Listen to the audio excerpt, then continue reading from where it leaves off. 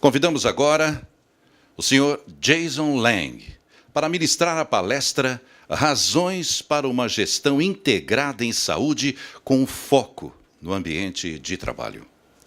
Jason Lang é gerente dos programas de saúde do Centro de Controle de Doenças do Governo dos Estados Unidos da América. Atua em modelos de integração de programas de doenças crônicas nos locais de trabalho, bem como no desenvolvimento de ferramentas e recursos com base na avaliação da saúde. Ele também é o líder do projeto do CDC, Health Scorecard, que objetiva medir e analisar a performance de programas e ações de saúde nos ambientes de trabalho. Senhoras e senhores, com a palavra, Sr. Jason Lang. Good morning. Thank you very much for inviting me here today. I'm honored and privileged to be able to talk to you today about workplace health programs in the United States and the business case rationale that myself, my partners, colleagues use to engage employers and get them interested in this topic. Before I get into that, please let me take a moment and tell you a little bit about the United States Centers for Disease Control and Prevention, of which I am affiliated with. The CDC is a public health agency that was created in 1946 to address malaria for the United States soldiers who were stationed in the southeast part of the United States training.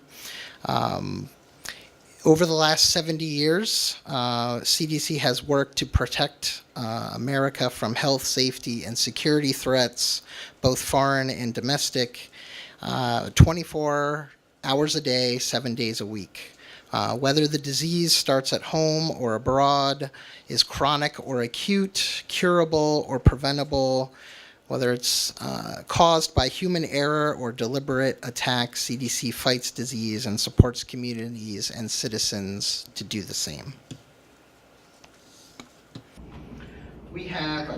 Nós temos vários objetivos da nossa agência: proteger pessoas em todos os estágios da vida, desde o nascimento até o final dela, tratar saúde em qualquer ambiente comunitário, seja igreja, local de trabalho, igrejas.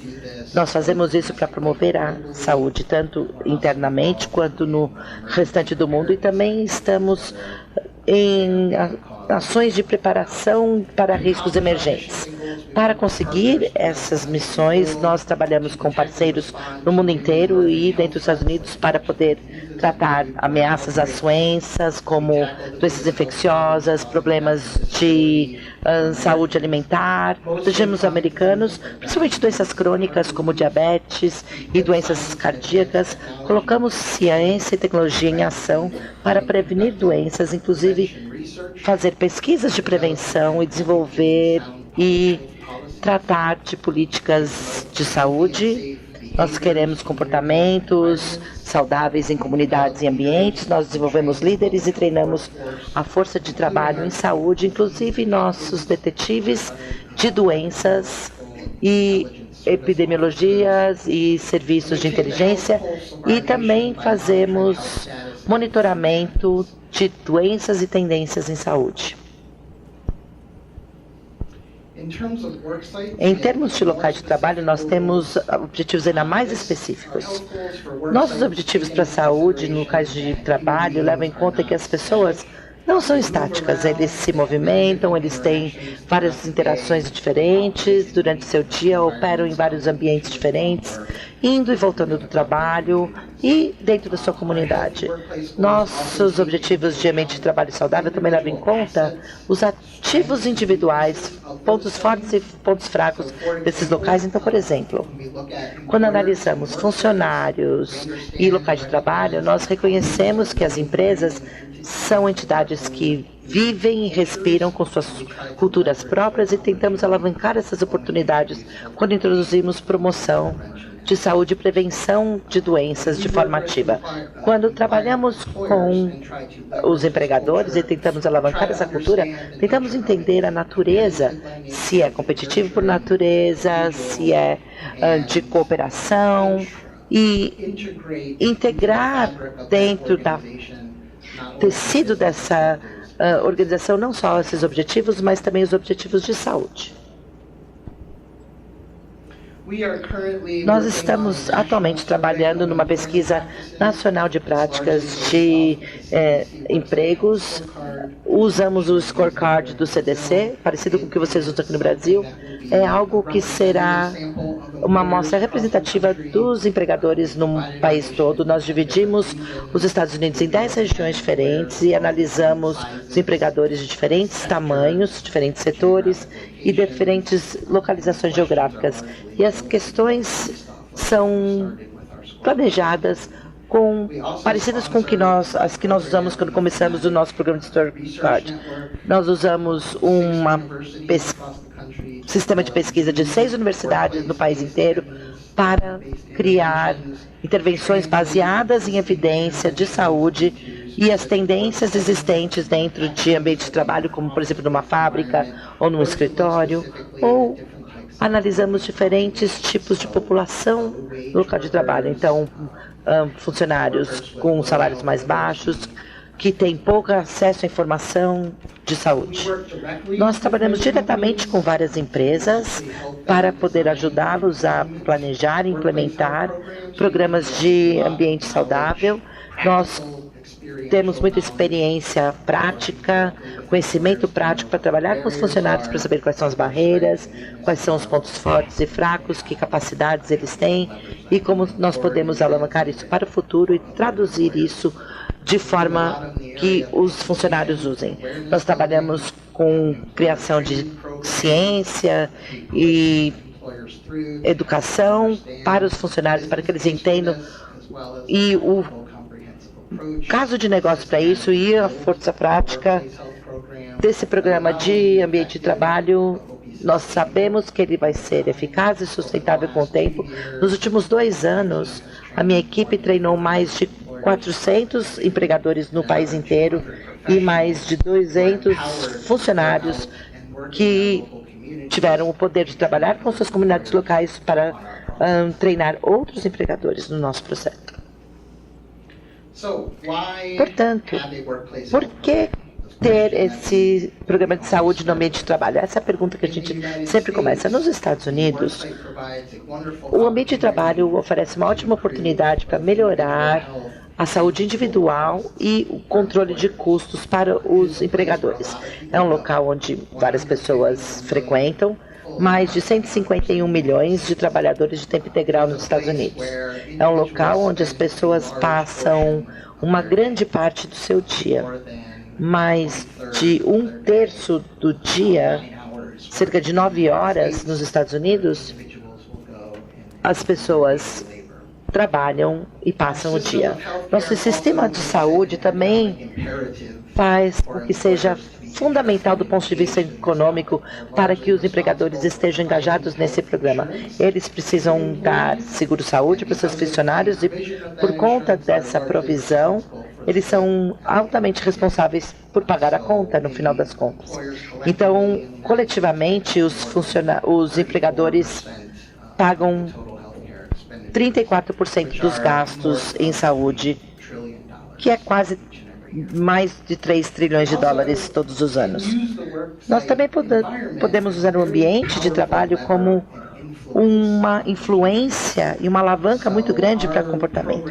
Então, nosso programamento, do jeito que foi planejado e implementado, se desenvolveu nos últimos anos, de simplesmente educar as pessoas e os informar sobre saúde, os números biométricos, como eles podem melhorar esses valores. E agora está focando em estratégia para tentar mudar o ambiente de trabalho para que seja mais no sentido de promover saúde. Nós estamos envolvidos todos os dias com novas histórias, como as que nós vemos aqui. Nos Estados Unidos, nós gastamos demais muito mais dólares per capita em saúde do que qualquer outro país do mundo. Mais de 9.500 dólares por pessoa. E esses investimentos não são tão eficazes assim. Nós temos alto número de obesidade, diabetes, problemas cardíacos, indicadores de qualidade de vida baixos. A longevidade não está ao par com a quantidade de dólares gastos. Então, nós não temos um retorno tão grande pelo nosso investimento quanto poderíamos. Então, nós realmente precisamos encontrar novas maneiras de atingir os americanos com prevenção de doenças e promoção de saúde e sair desse modelo médico que se foca apenas no tratamento e realmente nos focarmos mais na oportunidade de prevenção que irá ou manter as pessoas saudáveis e livres de doença, ou se eles desenvolverem alguma doença, que ela seja identificada rapidamente e tratada de forma adequada. E o motivador para isso é a trajetória atual na qual estamos, que é mostrado nesse slide. Nós estamos num caminho não sustentável e estamos numa situação que todos os lados perdem, tanto os funcionários, as pessoas e as empresas para a qual trabalham. Eles não vão ser capazes de sobreviver com a situação como está hoje. Então, se você analisar a contribuição da funcionário que eles pagam para seu próprio seguro-saúde, ou que a empresa que paga esse seguro-saúde está gastando, esses números são muito mais altos em termos de total em dólares e taxa de crescimento do que vemos com relação aos salários ou inflação no país. Isso forçou líderes de trabalho a tirar recursos de atividades que eles poderiam fazer e colocá-los em saúde. Então, em vez de pesquisa e desenvolvimento, desenvolver novos produtos, vendas, marketing ou remuneração de salários para seus funcionários, eles não têm tantos recursos para gastar nessas coisas e precisam colocar mais dinheiro no cuidado da saúde. E o dinheiro que estamos colocando na saúde não está nos dando os benefícios que se esperaria ver em termos de qualidade de vida e melhoria de saúde. Então, é a mesma informação do último slide, mas apresentada de uma maneira um pouco diferente. Vocês podem ver que nos últimos 15 anos, o padrão se mantém, seja na esfera local, ou estadual, ou setor público ou privado. A remuneração total nos últimos 15 anos aumentou 58% nos Estados Unidos, mas nós temos um debate político ocorrendo agora, que está centrada na campanha presidencial, que diz que os salários estão estagnados, os funcionários não estão vendo crescimento no pagamento, na qualidade de vida como eles esperariam ter. E isso é verdade em termos de percepção e também verdade em termos de realidade, mas a realidade da situação é que os empregadores dos Estados Unidos estão colocando muito mais dólares em remuneração total para seus funcionários, mas a maior parte desse dinheiro está indo para cobrir custos com saúde, em vez de ir para os salários em si.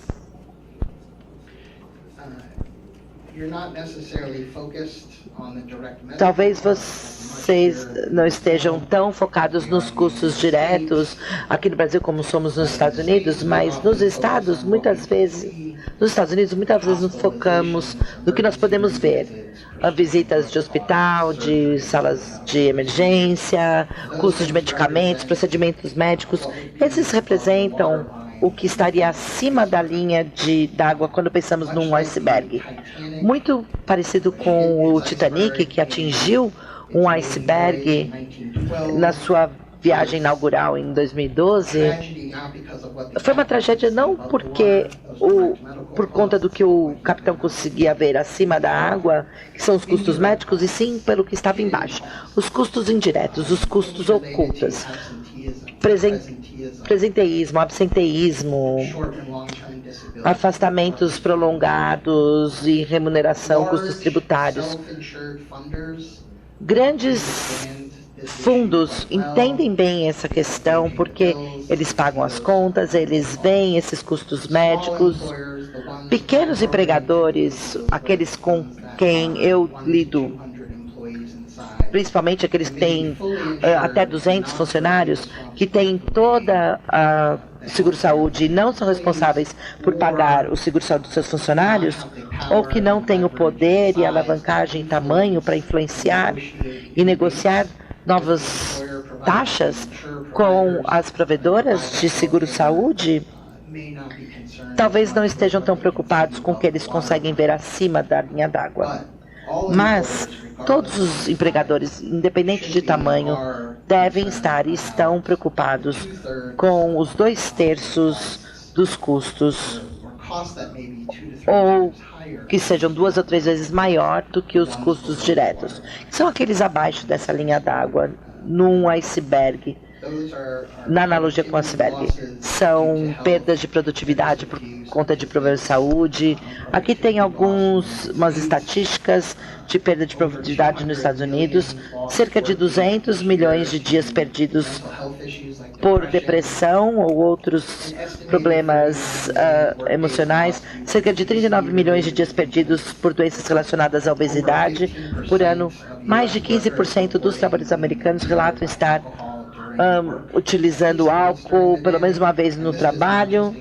E isso não inclui apenas o dia seguinte de um jogo do Super Bowl do futebol americano, onde geralmente as pessoas ligam para dizer que estão doentes porque eles vão dormir muito tarde na noite anterior. Então, se pensarmos por um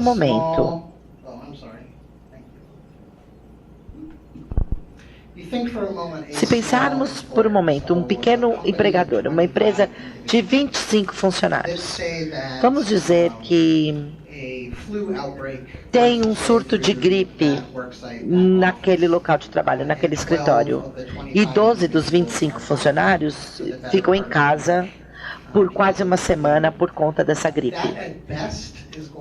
Isso, pelo menos, vai ter um impacto grande na produtividade para esse empregador, porque essas pessoas não estarão lá e os 12, 13 que restaram vão ter que trabalhar em dobro. E o pior, pode fazer com que aquela empresa feche suas operações até que os funcionários voltem ao trabalho. Então, a produtividade dos funcionários em pequenas empresas é um problema bastante sério e pode causar um impacto no que eles pensam sobre gastos em saúde. Então, por que nós precisamos tratar dessas doenças, principalmente as crônicas? Esse é um exemplo. Os cientistas do CDC usam esses slides muitas vezes e falam com diferentes grupos no país porque eles são muito impactantes com sua mensagem. Então, começando aqui em 2011, vocês podem ver que para as taxas de obesidade, nós temos 0 estados que têm uma população adulta que tem menos de 20% dos adultos com obesidade. E só 11 dos nossos 50 estados relataram que os níveis de obesidade estão entre 20% e 25% da população adulta. Então, não é uma imagem muito boa desde o começo. Com o passar do tempo, vamos ver em 2012 como é que estava o cenário. 2013, 2014 e, por fim, 2015. Então, não que esses números começaram bons, mas num período de 5 anos, o número de estados com níveis de obesidade de menos de 20% ainda é 0.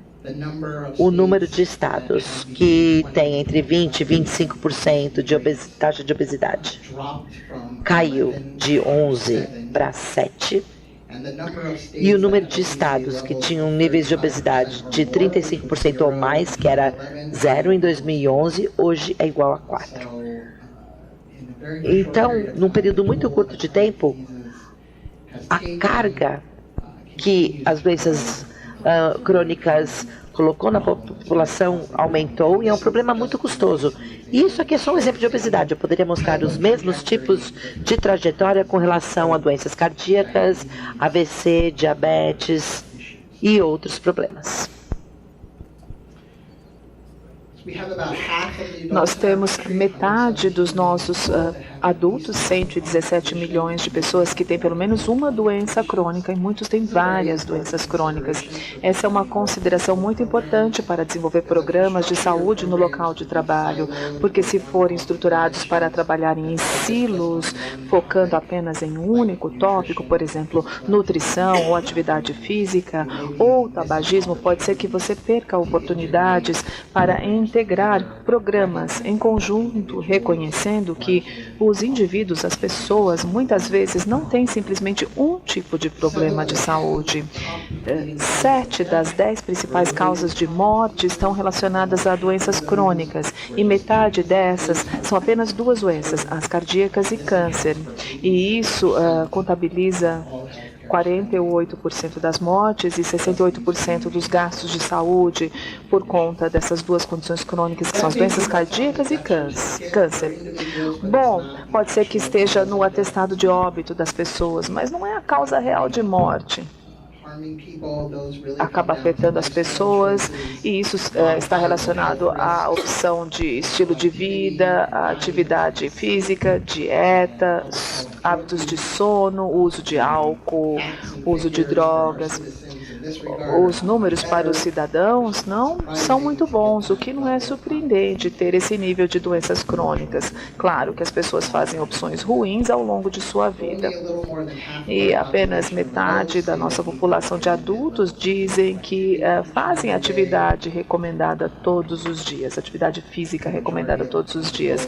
A maior parte dos adultos não come frutas e vegetais de maneira adequada, 20% da população adulta ainda tem o hábito do tabagismo e há uma série de outros riscos de saúde que contribuem também ao AVC, ao câncer e às doenças cardíacas, que são as principais causas de óbito. Quanto mais riscos temos, maior os custos, claro, no setor de saúde. É o que mostramos nesse slide aqui. Mais uma vez, podemos ver fatores que estivemos discutindo nessa manhã. E sim, conforme o risco aumenta, há maior prevalência de doenças, as pessoas ficam mais doentes, o custo é maior, e isso é verdade tanto para os custos médicos diretos, hospitalização, internação, pagamento de medicamentos, e isso também envolve o absenteísmo excessivo, a perda de produtividade, outros custos indiretos que estávamos discutindo. Uma das principais estratégias, portanto, é mais uma vez para que as pessoas tenham uma qualidade de vida superior. Independentemente dos riscos de saúde que tenham, nós temos que minimizar e reduzir o maior número de riscos. Se você está no estágio de alto risco, será que você pode passar a ser um risco intermediário ou inferior? Será que se você está no nível intermediário, será que podemos reduzir para o nível inferior? E será que, pelo menos, podemos manter as pessoas onde estão, no patamar onde estão, para que não piorem ainda mais? Bom, ainda bem, há boas notícias nessa área. A grande maioria dessas doenças, especialmente as crônicas, podem ser prevenidas ou atrasadas de maneira significativa. Um dos principais exemplos que nós temos em termos de estudos clínicos é o Programa de Prevenção Nacional de Diabetes, que avaliou 3 diferentes tipos de intervenção. Avaliou uma intervenção clínica usando metformina para controlar os níveis insulínicos para as pessoas e também avaliou mudanças no estilo de vida, que incluía atividade física e a dieta. Foi tão bem sucedido esse programa que vimos resultados antecipados. A evidência foi tão surpreendente que a intervenção de fato funcionou. E a intervenção não era o medicamento, era o estilo de vida. A intervenção de estilo de vida foi aí que demonstrou os melhores resultados. Portanto, é possível, esse tipo de programa pode ser implementado e ele de fato funciona. Nós não temos aqui a pílula mágica, a solução mágica para saber que comprimido ou um passe de mágica que vai mudar os comportamentos individuais e deixar todos mais saudáveis.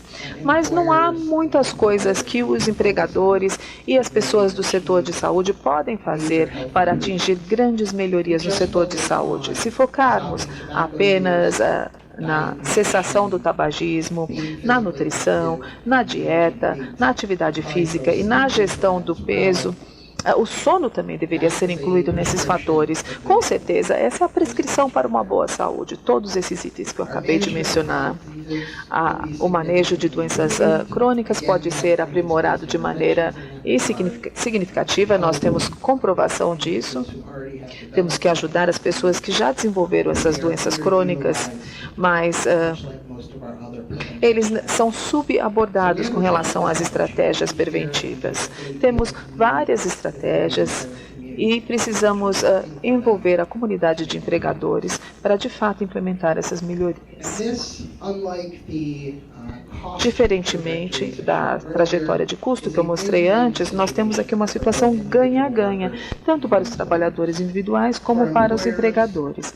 Para os empregadores, eles conseguem reduzir a rotatividade, reduzir os custos médicos, podem melhorar a sua imagem e visibilidade na comunidade, demonstrar a responsabilidade corporativa na comunidade, e os funcionários se sentem melhor, eles se tornam mais resilientes, eles têm mais energia, se tornam mais produtivos, têm uma renda disponível superior, eles também têm um equilíbrio melhor entre vida pessoal e vida no trabalho. Portanto, é um caso forte, todos ganham quando esse tipo de programa é implementado e é bem sucedido. E como então fazer isso? O primeiro fator a ser compreendido é que as mudanças no estilo de vida são difíceis, não são coisas fáceis de se conquistar. Eu adoro essa foto, ela foi retirada do Atlanta Journal-Constitution, que é um dos principais jornais que eu tenho lá onde eu moro. Uma foto de alguns anos atrás. Bom, os adultos sabem o que precisam fazer. Eles sabem que não devem fumar, sabem que têm que ser mais ativos, eles sabem que frutas e vegetais são bons para eles. Mas, devido à natureza humana, nós somos preguiçosos, pessoas preguiçosas. Nós preferimos caminhar com o cachorro ali, de dentro do carro, em vez de sair e caminhar com o cachorro sozinhos. E a gente deveria não apenas cuidar dos animais de estimação, mas cuidar de nós mesmos ao mesmo tempo. Essa é uma das citações que eu mais gosto do epidemiologista britânico, o senhor Michael Marmot. Ele disse que não é razoável esperar que as pessoas mudem o seu comportamento quando os ambientes sociais, culturais e físicos que os rodeia conspiram contra eles. É algo que eu considero todos os dias no meu trabalho. É necessário educar cada um dos funcionários para que compreendam por que a saúde é importante, como se cuidar, mas não é suficiente fazer com que eles iniciem mudanças no seu estilo de vida. Temos que fazê-los manter essa mudança. Bom, agora gostaria de mostrar essas duas fotos. Qual delas você acha que é mais convidativa para você desejar caminhar? Por exemplo, temos essa foto aqui com poste e temos essa outra foto aqui com a trilha. Quem vota pela primeira com poste? Levante a mão, por favor. Ninguém, né? Quem vota na foto número 2? Muito bem. Bom, aqui nós temos uma trajetória, uma trilha muito bem mantida, não tem arbustos no caminho, não tem nada que te faça tropeçar, o concreto está bem mantido, é liso, não tem rachaduras que te possibilitem cair, tropeçar, é uma pista segura. E é o nosso campus do CDC, é uma vista aérea do nosso campus, onde eu caminho todos os dias, a propósito. Nós temos que considerar não apenas as abordagens individuais para a saúde, mas também abordagens ambientais, como criar um ambiente saudável. Aqui nós temos o modelo de saúde do CDC, é assim que nós organizamos o nosso trabalho, todas as iniciativas e programas de treinamento e agendas de pesquisa e pesquisas nacionais, tudo isso são ferramentas e recursos de desenvolvimento. E basicamente fazemos 3 perguntas que você também pode fazer no seu programa. A primeira pergunta é: o que está acontecendo aqui? Quais são os impulsionadores de saúde, os impulsionadores de custo, a cultura, a capacidade? Nós fazemos isso na etapa 1 para avaliar os indivíduos e a comunidade também. A segunda pergunta que fazemos é: usando os dados que são coletados para tomar as decisões, como nós vamos mudar a situação aqui? Como nós vamos melhorar as coisas? E o que será mais efetivo? Qual será a forma mais efetiva de conquistar isso? Entramos aí numa fase de planejamento e implementação, que envolve as etapas 2 e 3 que estão à direita. E depois de verificar essas coisas, implementar algumas ações, expor as pessoas, a próxima pergunta é: fez diferença? Será que isso resultou de fato em mudanças que foram positivas ou não? Passamos por um processo, portanto, de avaliação e isso nos ajuda a responder essa pergunta. E tem mais boa notícia nessa área. Ao aplicar um processo como esse de maneira abrangente, um processo que inclua educação, coleta de dados, seja por meio de triagem ou por meio de pesquisas, um processo que se concentre na mudança do ambiente, um processo que esteja ligado a outras atividades na sua organização. Portanto, saúde ocupacional e segurança, serviços ambientais, programas de assistência aos funcionários e outros. E algo que está integrado na cultura básica e que se torna parte da estrutura organizacional. Esses são os programas que demonstram ser efetivos. Nos Estados Unidos, nós conduzimos essa abordagem, falamos muito sobre essa abordagem, nós vemos um certo movimento na comunidade de empregadores para abordar esse tipo de programa, mas não estamos nem próximo da onde gostaríamos de estar. Nós temos apenas 10% dos funcionários do país que podem dizer que tem esses 5 elementos que eu mencionei: educação, ambiente correto, abordagens integradas, conexão com outros programas e programas de triagem e atividades. Quanto maior você é, quanto mais capacidade você tem, quanto mais recursos você tem, a gente aí vê um nível maior de penetração desse tipo de iniciativa. Mas, no geral, pouquíssimos empregadores fazem tudo isso. Temos muito trabalho à frente, portanto. Essa abordagem abrangente leva em conta a combinação de estratégias no nível individual, como aconselhamento e coaching, e abordagens no nível organizacional, por exemplo, políticas, apoio da empresa, trabalhar em conjunto para criar o maior número de acesso e mais oportunidades para que os funcionários se engajem com essa questão da saúde. Se você tem uma força de trabalho diversa, você tem que entender que nem todos estarão interessados na mesma coisa ao mesmo tempo. Então, quanto mais variada a sua abordagem, quanto mais diversificada a sua abordagem, quanto mais você se concentrar no nível organizacional, onde as pessoas estarão expostas às coisas e não ficarão pensando muito sobre o assunto, as pessoas não ficarão presas a um único caminho. E tudo isso te levará ao sucesso. Temos abordagens de políticas que estão listadas aqui.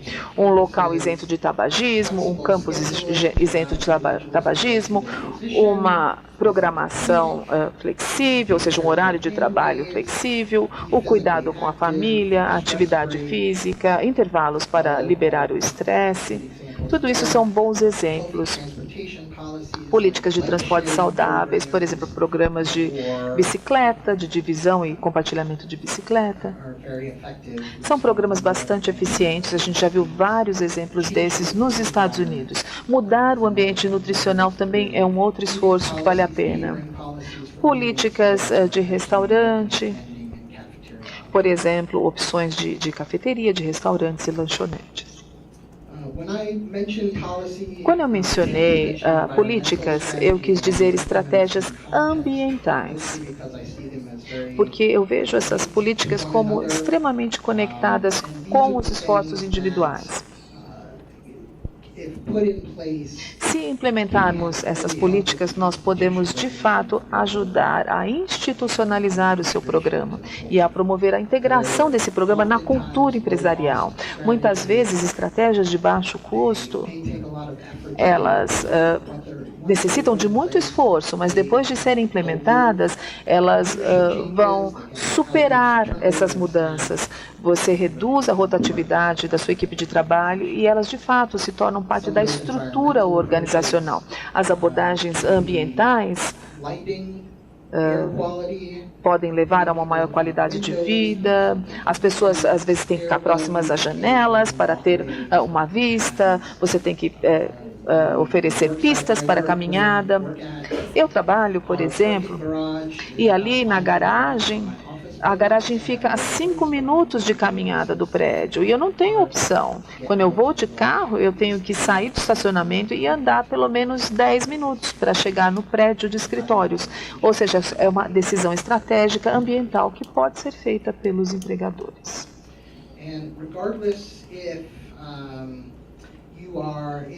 Bom, não importa se você está interessado em programas de gestão de peso, programas para ansiedade e depressão, programas de alta pressão sanguínea, há vários elementos de infraestrutura que abordam esses elementos, incluindo uma liderança forte, usando abordagens baseadas em evidência, um programa de comunicação e avaliação. São coisas que você deve embutir no seu programa. O CDC, o scorecard do CDC, nós temos um módulo que chamamos de suporte organizacional e que tem várias perguntas sobre esse tipo de elemento. Bom, primeiro item da lista é o apoio da liderança. Ele é muito fundamental. É excelente ter todos vocês aqui que estão na plateia hoje, porque vocês são líderes da sua organização. Vocês é que estabelecem, não é as regras. Vocês é que têm a habilidade de influenciar as decisões na sua empresa e alocar recursos a essas atividades para poder reconhecer e superar as barreiras para que os funcionários possam celebrar o sucesso e reconhecer os indivíduos ou grupos de indivíduos nas suas empresas, os indivíduos que estão fazendo um bom trabalho, que estão promovendo mudanças positivas. Falamos muito sobre criar uma cultura de saúde ou alavancar a cultura existente na organização para melhorias no setor de saúde. E aqui nós temos um dos vários modelos que ajuda a organizar esse tipo de pensamento. Aqui nós nos concentramos no engajamento dos funcionários em grande parte, que é uma grande barreira, um grande problema para engajar os funcionários nos programas lá nos Estados Unidos. E eu suspeito que é um problema que todos enfrentam aqui com seus funcionários também. Em termos de criar as normas sociais, aqui eu quero dizer, olha, é assim que a gente faz as coisas aqui, fazemos as coisas de maneira saudável. E isso envia uma mensagem muito poderosa, não apenas para os funcionários, mas também para os clientes, os seus parceiros e fornecedores. Criar pontos de encontro, ou touch points. Nos Estados Unidos, nós incentivamos várias atividades, ou atividades de incentivo, melhor dizendo, que é um touch point. Mas poderia ser o compartilhamento de histórias de sucesso, compartilhar relatos de sucesso em toda a organização e criar a oportunidade de se discutir a saúde, debater esse assunto saúde regularmente. Ter um ambiente motivador e criar uma rede de pares, uma rede de apoio com pares. Ou seja, o funcionário tem um companheiro para ajudá-lo a trilhar essa jornada. Pode ser um colega do trabalho, pode ser um membro da família, pode ser um supervisor, mas envolvendo mais pessoas para que umas contem com as outras e para que possam prover o suporte emocional, mental e até físico. Isso ajuda a suportar e a prolongar esses esforços por um período mais longo. Você, no seu papel de líder, seja você um bancário, um arquiteto, um médico, um engenheiro, não importa, um administrador, não importa. Gostaria que você pensasse em si próprio como um arquiteto. Para atingir os seus objetivos de bem-estar, para melhorar a sua saúde, o nível de saúde e reduzir os custos, você deve considerar estratégias que irão ajudar as pessoas a tomar as decisões de saúde para os indivíduos, superando barreiras, obstáculos, e às vezes é uma opção, uma decisão que as pessoas têm que tomar. E elas têm que tomar essa decisão por padrão, uma decisão a favor da saúde. Por exemplo, se você tem uma vending machine que vende doces, ou você tem uma vending machine que vende os sanduíches saudáveis, você pode colocar aqui no nível dos olhos as coisas mais saudáveis e as coisas não saudáveis lá embaixo, porque a pessoa teria que se abaixar para ver. Você pode mudar o preço dos itens e os itens saudáveis podem ser mais baratos do que os itens não saudáveis. Dessa forma, você ajuda a facilitar o processo de tomada de decisão dos funcionários, levando-os para a tomada de decisão para a área mais saudável. Aqui é um exemplo do que eu estou falando. Esse é um estudo, alguns colegas no nosso departamento de atividade física e nutrição e obesidade fizeram nos últimos anos. Eles estavam analisando o comportamento de compra de comida no trabalho. Tínhamos muita oportunidade aqui. Os resultados mostraram que mais da metade dos funcionários compravam o seu almoço e não traziam de casa. Eles compravam, comiam fora pelo menos 2 vezes por semana durante a semana de trabalho. E eles perguntaram, como é que você toma a sua decisão sobre o que você vai comprar para o seu almoço e onde você vai comprar? E o que eles disseram, e não era nenhuma surpresa, foi que a saúde não era a principal preocupação. Eles estavam menos preocupados com a praticidade, a conveniência de comprar aquelas coisas, o sabor, ou quanto custava. E por conta desses fatores, onde eles escolhiam comprar seus alimentos em restaurantes de fast food, ou na cantina, ou lanchonete da empresa, ou num restaurante de fato. Quando pensamos sobre intervenções de saúde, de nutrição, para que as pessoas comam de forma mais saudável, a primeira consideração não é necessariamente a contagem de calorias, ou quanta gordura tem ali, ou quanto sal. Mas sim, se é prático, se é conveniente, se o gosto é bom, se é barato. Porque se nós conseguirmos tratar essas questões e ajudar as pessoas a tomarem decisão, teremos muito mais sucesso do que tentar forçá-los uma alternativa saudável que não trata dessas questões. Esse aqui é o nosso scorecard do CDC. Eu sei que vocês já conhecem. Ele realmente representa o inventário de todas as coisas que nós pesquisamos e estudamos que são eficazes e podem ser usados em ambiente de trabalho em 16 tópicos de saúde, que vai de atividade física até prevenção de doenças. Cada pergunta representa uma intervenção ou estratégia e, quando combinada com outras estratégias e intervenções dentro do mesmo tópico ou entre os tópicos, realmente ele consegue montar um programa abrangente, como eu mencionei. Então, a última coisa que eu queria falar hoje de manhã é se tudo isso funciona. Nós falamos sobre as oportunidades para tomar uma ação, a necessidade de agir. Eu mostrei um modelo, a abordagem de como os empregadores podem tomar ações e como eles estão fazendo isso nos Estados Unidos, mas no fim das contas, a pergunta é, funciona? Será que as evidências que existem são atraentes o suficiente?